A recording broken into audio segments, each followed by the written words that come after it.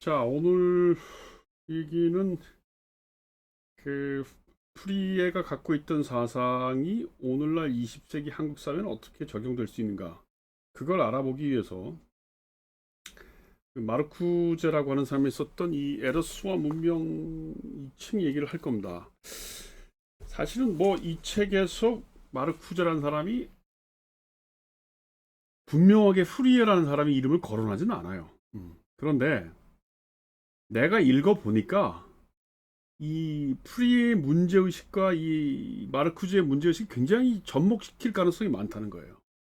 사실은 정치 사상이라는 게 내가 늘 강조하지만 옛날에 어떤 사람이 훌륭한 사람이 이런 책을 썼다. 이런 걸로만 정치 사상을 공부하고 그냥 그 텍스트 안에 갇혀 있는 건 조금 저는 문제가 있다고 봐요. 텍스트 밖으로 나와야 된다는 겁니다. 텍스트 밖으로 나온다는 게 뭐냐면 우리 문제를 해결할 수 있어야죠.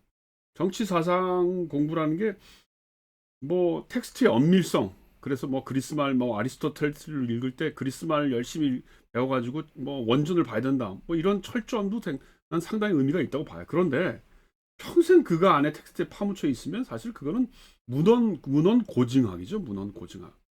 나는 정치학자지 문헌 고증학자가 되고 싶지는 않아요. 그런 의미에서 프리에를 3번 정도 강의해서 그 사람의 사상 내용이 어떤 거라는 걸 우리가 알았으면 현실적인 의미로 우리를 좀 끌어들이는 사용할 수 있는 방법을 잡아당길 수 있는 그런 노력을 해야 된다.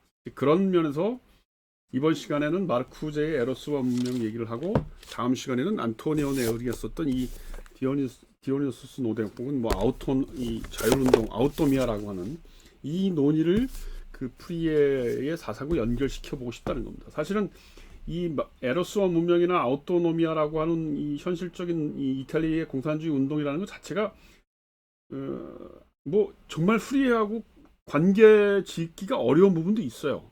그런 작업들이 별로 없어요. 그런데 그런 그 문제 의식을 갖고 그렇게 한번 연결시켜 보면 아 우리가 이런 걸 프리의 사상을 이렇게 좀 응용할 수 있겠구나 하는 단초를 줄 수 있다고 생각해서 좀 과감한 시도를 해보겠다는 겁니다. 우선 에러스와 문명에 들어가기 전에 이 프리에가 그 새로운 신세계라고 하는 책에서 사랑 얘기를 많이 해요. 인간의 감정, 정념 이런 얘기들 뭐 평소에도 많이 했지만 거의 이제 마지막 책이라고 할 수 있는 이 사랑이 이 단계 문제에 있어서 새로운 신세계라는 책에서 사랑 얘기를 이렇게 많이 하는데 일단 거기 우리 번역본으로 보면 79쪽에 보면 뭐라고 얘기를 하냐면 사랑에는 5가지 단계가 있대. 여기 보면 첫 번째로 소박하고 근본적인 단계에 사랑이 있대요. 이게 무슨 소리인지 잘 모르겠는데 하여튼 소박한 물질적인 그 물질과 소박한 감정이 혼합된 단계고 두 번째는 혼합된 혹은 균형을 이룬 단계래요. 그럼 세 번째는 폴리가미의 단계 혹은 혼합된 사랑을 여러 결합에 적용하는 초월적인 단계가 있대요. 이제 벌써 폴리가미라는 말이 나와요. 폴리가미라는 게 뭐예요? 우리 조교 선생 앞에 있지만 폴리가미가 뭐예요? 어, 처음 들어보는 용어죠. 폴리가미라는 게 결혼을 여러 번 하는 여러 사람하고 같이 하는 거죠. 아, 우리는 이제 남자 하나와 여자 하나 이렇게 살잖아요. 근데 지금 이 사람 얘기는 여러 여자하고 여러 남자하고 같이 살자는 거예요.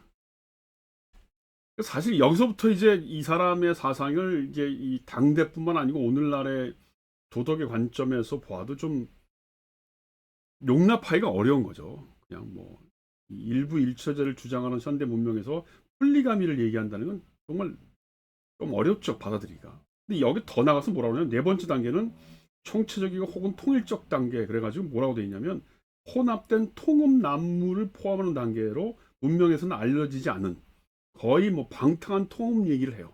이런 단계로 가야 된다는 거예요. 그다음 마지막에 5단계는 오늘날 효력을 상실한 유형들을 포함한 다의적인 단계 혹은 여러 가지 혼합 단계 뭐 이런 표현을 쓰는데 이 사람이 왜 이렇게까지 당대의 도덕관념을 무시하고 그런 사랑이나 결혼이나 어떤 성적인 생활에 대해서 이렇게 과격한 표현을 썼을까? 이 문제를 두고 우리가 고민을 좀 해봐야겠다는 겁니다.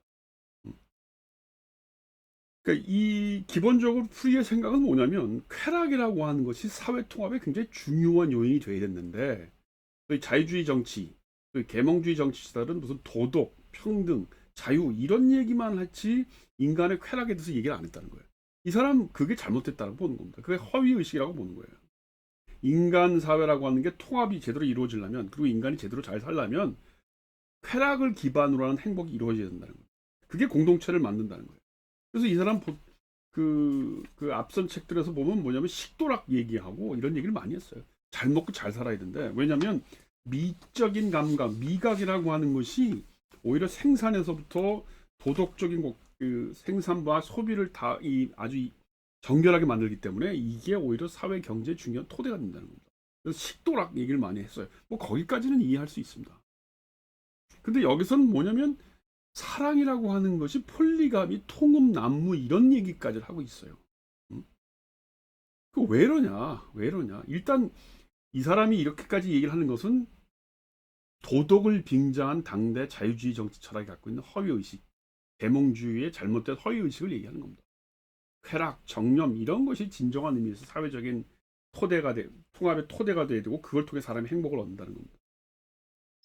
어쨌든 이런 논의의 가장 중요한 함의는 오늘날의 시간으로 보면 이 욕망이나 감정의 문제라고 하는 것이 정치 제도, 권력과 연결되어 있다는 얘기를 한 것으로 대단히 의미가 있고 또 뭐 하버마스식으로 얘기하면 생활세계라고 하는 것이 체계, 생산 체계와 연결되어 있다라고 하는 문제 그 다음에 무슨 이 생산과 소비의 연결관계 뭐 이런 거 그 다음에 무슨 이 어떤 생활 협동조합을 만들어야겠다 이런 것으로 우리가 이제 연결시킬 수 있는 가능성은 많이 있어요. 그러나 이 성적인 생활 문제에 대해서 우리가 조금 더 본격적으로 이 프레이의 사상을 현대적인 관점에서 재해석하려면 뭔가 이 징검다리가 필요하다.